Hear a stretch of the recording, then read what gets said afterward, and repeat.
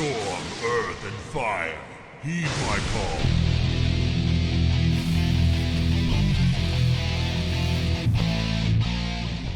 What's up everyone, it's Waves and I have another M+ commentary for you guys. It's the first Court of Stars of the season, so since it's a Court of Stars, I would say we can already start the video, because we're gonna be spending a little bit of time in a boat anyways. But yeah, that gives me a little bit of time to talk about the build that we're playing. Build itself is kinda like the same, but we are playing Stone Skin Totem in this dungeon, and that is because in high tyrannical keys, the last boss can actually be kinda scary, and the Slicing Wind, or whatever the ability is called, it is physical damage, so on a very low cooldown we have the Stone Skin Totem now, which will definitely help the healer out a lot, keeping the group topped on that. So that is pretty much the only significant change that we made in the talents. I'm also still playing Grief Torch here. I think it's a pretty good trinket for a Court of Stars. Arguably, there would be a better choice, but to me it felt really good. After this key, I started playing double crit trinket as well with Icon and hung off the pack, so maybe that would have been good as well for the Court of Stars, but for now, in this one, I played Grief Torch. It was the first 27 that we played. Like, we haven't played a 27 court before and then failed it, like, it's literally the first one that we played. Since I had the slow boat, I'm a little bit late here to the party, so I just Grief Torch from the outside. I always want to make sure that I get the charging station interrupts. Of course, yeah, as I said, I'm missing like a lot of AoE here, basically just because I was on the late boat and they just started the pack already, because obviously we don't want to lose any time. So yeah, no time wasted by waiting for me. So I still got my interrupt though, so that's all good. And then our plan is to basically go straight to the first boss as fast as possible, because that's where we want to use our first Bloodlust. So yeah, we are not gonna worry about the dogs just yet. We are just gonna clear the packs that we need to here. Unfortunately, we pull the guard here into like the guard, a sentry, and a cat on the side here, which wasn't planned. I'm not 100% sure who pulled that, but yeah, just an additional pack, a little bit more trash count that we would have otherwise needed to get somewhere else, so it's not the worst. We then have Crive die here, but since we're still in the beginning, he could just release and then he's already back. On the next construct, again, me, my task on that is to always get the charging station interrupt. We want to get as much funnel out of these like small mana worms as we can, as long as they are still alive, because they will die pretty quickly. In the beginning here of COS, it's always a little bit annoying with like all of these ground effects with the frontals, specifically the frontals as a melee. It's very, very annoying. Then you also have the tree standing around, so the camera work is like a little bit obscured. Like it's just annoying to play the beginning of COS. That's pretty much what I'm trying to say. Pretty much, in my opinion, everything like until the first boss in a COS is like very, very annoying to play. So yeah, I guess it is what it is. We cleave down the mana worms here. We almost are done with the construct. Then we just have a guard. The guards you can usually just chain because they don't really do anything. We want to be careful here to not pull the mobs in the house there that you can see in the background. And then we obviously deactivate all of the pillars here and move on to the bridge. On this pull, it's kind of important that you stop the sentries from going to the pillars and like casting their sound alarm, which one actually goes off here. So we get, I think it's a guard that they summon. So you get one more guard. Oh no, it's actually the reinforcements that you have to kick then, which, I mean, this is not looking too good, man.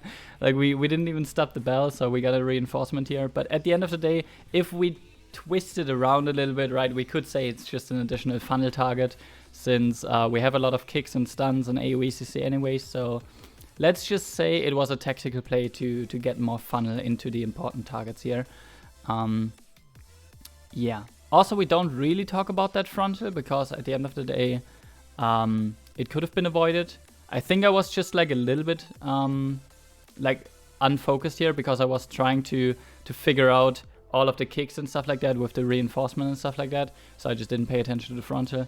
My bad, I guess. Then the tank dies. What a great start into a key, man. I can't believe it. Alright, so we get the battle rest on the tank, which was good that we didn't battle rest me, but I just walked instead. So yeah, we get a primordial wave out here. We try and start to do a little bit of damage again. Not the best start to a key, but we have a really good route. So yeah, we can make up a lot of time that we lost here in the beginning. Also, you will see it later on. We get quite the good buffs actually in this dungeon, so we can make up for a little bit of a misplay here in the beginning. It's all good, nothing too bad. And I mean, at the end of the day, it's not like the biggest time loss, right? I mean, as I said, we're still in the beginning of the dungeon. If you release, you're almost there again. So yeah, nothing too bad happened so far, even though it wasn't clean. But yeah. So now what we're gonna do is we're gonna get all of the pillars deactivated. That's what Crive is doing in the background right now. The tank already pulled the boss now, and we pulled a guard with mana worms on top of the boss just for additional funnel basically. And then we use Bloodlust and we try to funnel as much damage as we can into the boss while we still have these targets here. On the Arcane Lockdown as Enhance you have Spirit Walk obviously, and then in lower keys you could play Thunderous Pause, where every 60 seconds if you shift into Ghost Wolf it will clear your roots basically. I'm not doing that here because I'm playing Spirit Wolf, which can actually be pretty important depending on how high the key is, because in very high tyrannical keys stuff is doing a lot of damage. So Spirit Wolf just gives you like, you know, the 20% damage reduction, which can be pretty good in some situations. So just for safety reasons I took that and chose to just jumping for the Arcane Lockdown on every other one. So yeah, every other one you can sprint, and then the one in between you have to jump or get an external basically. But yeah, for me it was jumping for the most part. So even though we had a lot of funnel in the beginning while Bloodlust was running, the boss is only at 70%. Like you can see in those kind of key levels in tyrannical keys, bosses have quite the HP. Like you can see how much DPS we're pumping, and the boss is still not really dropping that much. So yeah. Either way, I'm actually like in this key I remember being quite happy that I was playing Grief Torch, because there's a lot of like situations like this, for example, where you have to step out of melee range like a little bit, and there's moments like that on other bosses as well, where Grief Torch is actually kind of nice, if I'm being completely honest. Also, like the single target damage obviously of Grief Torch is very very good, so definitely not a bad trinket. There's also not that many like big AoE packs in a Court of Stars, so you don't really find yourself in a situation where you have like 10 mobs and then you're like, oh, I'd rather just play my damage rotation instead of using my trinket, because my trinket would only really do a lot of damage on a single target. Sure, like Grief Torch also cleaves on other mobs, but it's not that big compared to just like playing your AoE rotation basically. So yeah, boss is down to 43% HP now. We're still blasting as much damage as we can.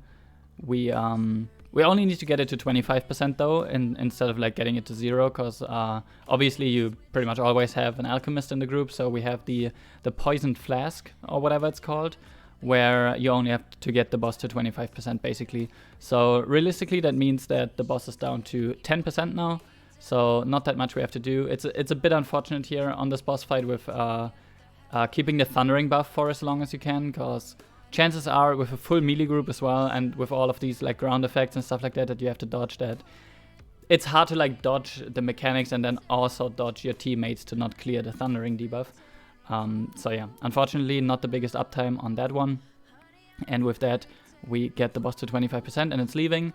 And now you will see that Crive, so our healer, is going to move forward in the dungeon to unlock the door, whereas the tank and us 3 DPS, we're running back to the docks, and we're gonna play all of the docks now basically. Usually you would CC the sentry so it wouldn't like walk to a pillar and do the alarm bell, but we killed the sentry because we accidentally pulled it in the beginning. So now we can just pull everything here and yeah, and start cleaving them down.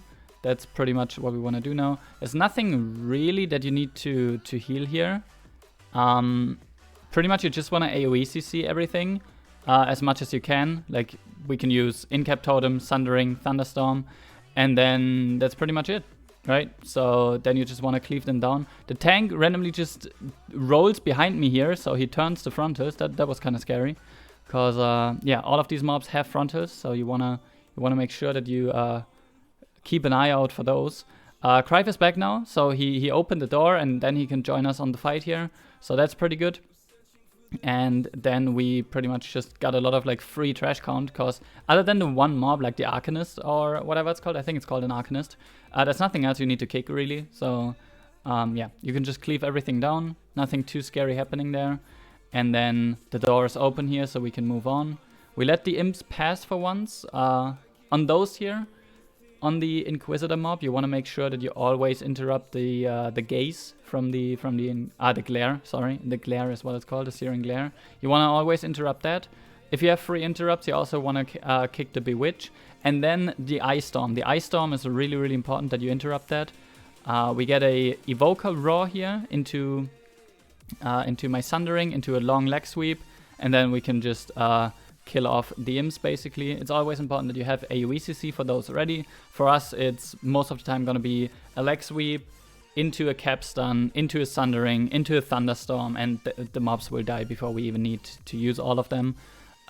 If necessary, we also have Ring of Peace, we have Vortex Typhoon, we have Dragthier, like knock-up, stuff like that, you know, like we have endless CC basically in this group composition, so there's not really any point where we would be like caught off guard and not have anything to stop the imps.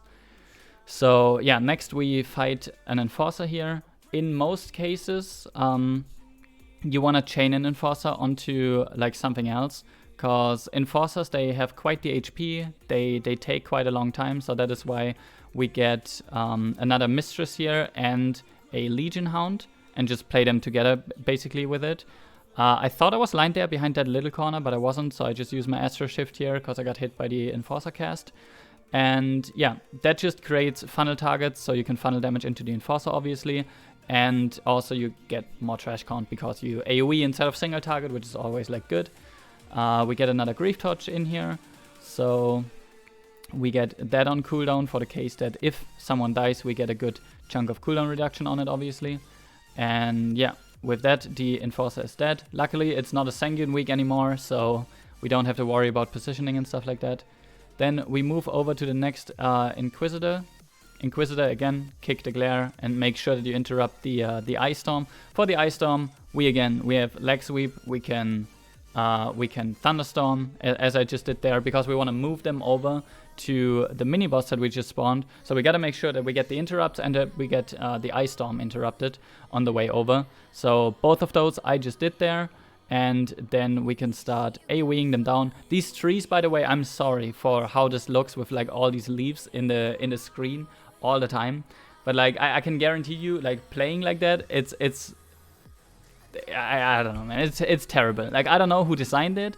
I don't know if the person that designed this dungeon thought that people just didn't have a camera to handle or whatever. But like, yeah, it's pretty annoying. So yeah, I'm sorry that there's a lot of leaves in the screen sometimes, but it is what it is. We get the Inquisitor down. We also got the other add downs, and now we just have the mini boss to play. And we're already at a like very high trash count. I think we're missing like 12% trash now, which is not that much, before we can go into second and third boss. So yeah, I think it's just like the 3 mini bosses that we have to do, and then like 1 more pack or something, or maybe 2. So yeah, not that much. And yeah, this one, it's just a bit tedious basically, because it just takes a while. I mean, sort of like all of the mini bosses, but you can see like those are like 3 mini bosses, and then you have the second boss, then you have the mini boss between second and third boss, and then you have the third boss, which is all single target for the most part. Sure, you could change something onto this, right? But like for the most part, and in most cases, you will play all the 3 mini bosses, the second boss, the mini boss upstairs, and then the third boss, all single target. So you can see why like single target talents in this dungeon are so good, and why, in my opinion, Grief Torch is so good for this dungeon basically. Because yeah, you have a lot of single target to do here. On this one, it's pretty much just important that you always get the interrupts, which obviously with a full melee group, we have way more than enough interrupts for that. And then with the Impending Doom, You just want to make sure that you dispel it on one person, and then the other person that you can't dispel it has to use a defensive, basically. So not that difficult. Of course, in fortified weeks, there would be a lot more damage incoming here. You would probably Bloodlust this as well in a fortified week. But in Tyrannical, it's just a bit tedious and takes a while, but nothing too difficult, basically. So yeah, going pretty well so far. We have it down to 25%. And then I think at some point we're also gonna switch sides, because we wanna kill some things on the other side, because there's also buffs we wanna pick up on the other side of the room, basically. So yeah, just doing as much single target as we can. Of course, once we get into that execute range, our warriors always just destroying the mobs. So pretty much what we want to do is just always get the mobs to, I think it's 35% execute with a certain talent for warriors. So we want to get it to that point as soon as possible. And then the warrior execute is gonna kick in, and it's gonna be way faster. So now we're on the other side, we're just picking up some buffs. We still have an enforcer to kill here. And also we have some imps coming here. So what we're gonna do is we're gonna pull the mistress here and the legion hound. Then we're gonna go into the imps. We get an oppressing roar again from the evoker into a very long leg sweep.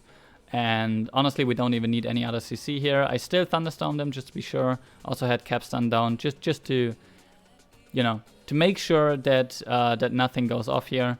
That there's no point where we would need any of the AoE CC anyways for the next minute. So might as well just overuse and send a little bit more than we need and be safe. So now we have an enforcer again. We chained that onto the legion hound and the mistress. The other ads died really quick here, so now we're left with just the enforcer. I stood in the puddle there for a little bit just because I was grief torching, but it doesn't do that much damage, so it's fine. And yeah, now again we just have to like kill the enforcer again. I mean, there's just a lot of like single target going on in these dungeons where there's not really that much that I can say. You may have noticed me sometimes like throughout the dungeon just drop a stone skin totem. Again, I just took the talent because of last boss, but obviously there's other things in the dungeon that do physical damage, so you may as well just drop it here and there if you have a free global. But really necessary, it's only for the last boss in my opinion. So yeah, we were really scared of second boss and last boss here. In Tyrannical, not really like scared, but we had quite the respect for those two bosses, because a lot of people just think that second boss is just like a breeze and you don't really have to care about it. But like the ticking damage that comes in on second boss is actually pretty damn high, so it can be pretty rough to heal in a 27 Tyrannical or whatever is like considered a high key level for you guys. It may not be that easy for your healer to heal it. So yeah, kinda excited to go into second and third boss here. We only have to kill this mob, so last mini boss. Then we can go into second boss and then go, you know, do the spy game, go upstairs, kill the mini boss, kill third boss. This one they made the visual more clear. Basically, they didn't make it smaller. Like a lot of people were complaining that the frontal was too wide. Now they just changed the visual to where you can see how wide it is, but they didn't actually change like the width of it, basically. So it's still as wide as it was. It's just that now you can see it. So now it's not unfair if you get hit by it, basically. But yeah, you always just want to stand behind him anyways when he's casting the shockwave, and then you should be fine. So yeah, we get him down here. We thought about like just clearing the thundering here instead of like taking it into boss. So yeah. Because it was a little bit of an unfortunate timing. We could have min-maxed it like a little bit, but we decided to just clear it and run to the boss, and then yeah, focus on the boss fight. So now second boss, I'm always solo interrupting all the casts on the boss, and then for these, what I did here, a lot of people complained to me, by the way, that they can never get their primordial wave lightning bolts onto these ads because their group is killing the ads too quick. And pretty much what you want to do here to avoid that is exactly what I do here. You can see I'm using my primordial wave. I just used it. It was my last global that I used. As you can see, I have it on cooldown now, and I have the wrong screen. I have it on cooldown here, and I have the buff up here, as you can see. And I had that before the ad spawn, basically. Then the ad spawn now, and you can see that my Lava Lash is off cooldown. You want to make sure that that's the case. So you can instantly, as soon as the imp spawn, you can Lava Lash, you have Flame Shock spread, and then you can Lightning Bolt, right? So you can see I Lava Lash, so that I have Flame Shock on all of them. Now, instead of Lightning Bolting though, because I still have a Hailstorm buff, as you can see, I will Frost Shock first to get rid of the Hailstorm buffs, and then use Lightning Bolt so I don't override my Hailstorm stacks. But yeah, you pretty much already want to have the Primordial Wave buff and want to have Lava Lash ready, and then it's literally just 2 globals that you need to do. You Lava Lash, you Lightning Bolt, done, you know? And I highly doubt that there's any group that can kill these ads before you can do 2 globals on them, right? So it's all about preparation, it's all about knowing what's gonna happen. So yeah, I Frost Shock them, and then I Lightning Bolt them, and then they're dying basically, and I get my buff. So that's pretty much all we wanted here. I get the kick again, of course, and then it's pretty much just rinse and repeat. With our healer, we always talk about what defenses we need to use. Do we have an external? Do we need to use personal CDs? Do we need to use anything? Making sure we get the kick here again. And then the DPS and the tank, we're also talking who has damage for the next ones, who has CC for the next ones, do we need a leg sweep, do we need a thunderstorm? Yeah, pretty much the only things that have relevance here. So yeah, I get the kick here again, just play my normal single target rotation, and then we have ads come up again. So I, right here, I Primordial Wave again, I get my Flame Shocks out, and then I get my buff. This one was a little bit tighter because I had Wolves to press to get more damage. I also still had a Hailstorm buff that I had to get rid of, but it was still fine because I still got the Lightning Bolt onto the ads. And yeah, nothing to worry about, it's all good. Even if you miss it, I mean, sure, it would be better for your damage if you didn't miss it, right? But like, it could be worse. So here I used the Thunderstorm because we didn't have that much damage on the ads. Just Thunderstorm them to be sure that we don't get any casts go off. Get the kick again.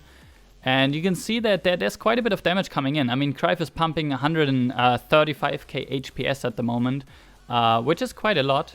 So yeah, you can see it's definitely not an easy job for the healer here, especially when you have to heal it on your own, basically. So obviously we had Vigil from the Druid. As you can see, he's doing 21k HPS. If you're wondering why I'm not using my AG, I'm using it right now because I'm just waiting for Crive to tell me that he needs my healing. And then you can see as soon as I used AG, my healing is jumping up to like 19k HPS.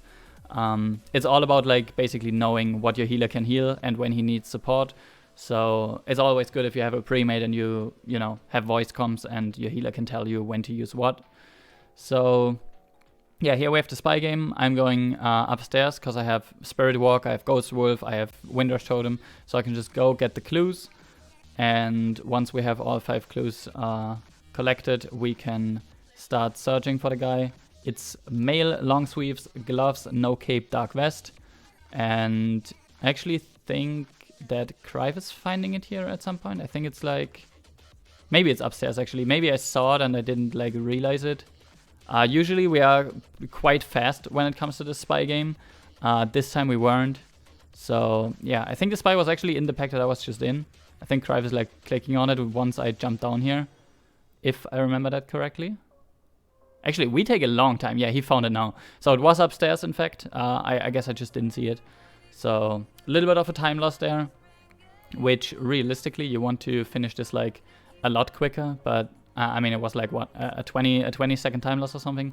So not that big of a deal. Could have been better, could have been worse. So yeah, we get the spy, walk over here now.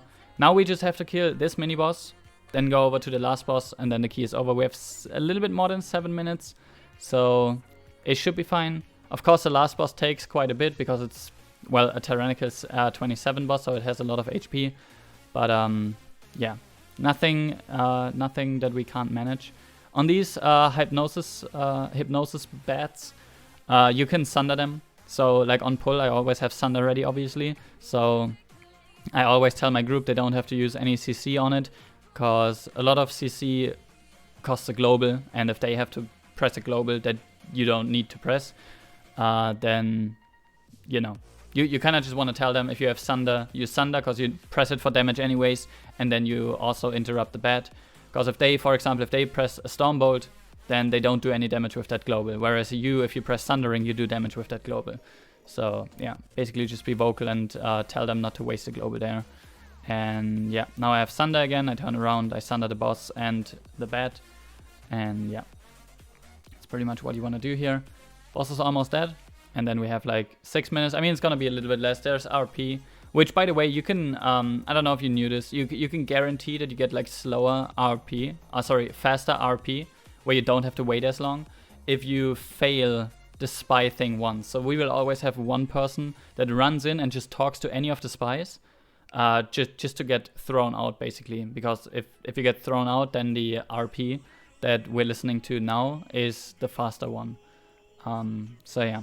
We open the door here, we go outside, and once the RP is done, we will have like, I don't know, like 5.5 minutes-ish for last boss, which is pretty good timer, honestly, for how many mistakes we made in the ski.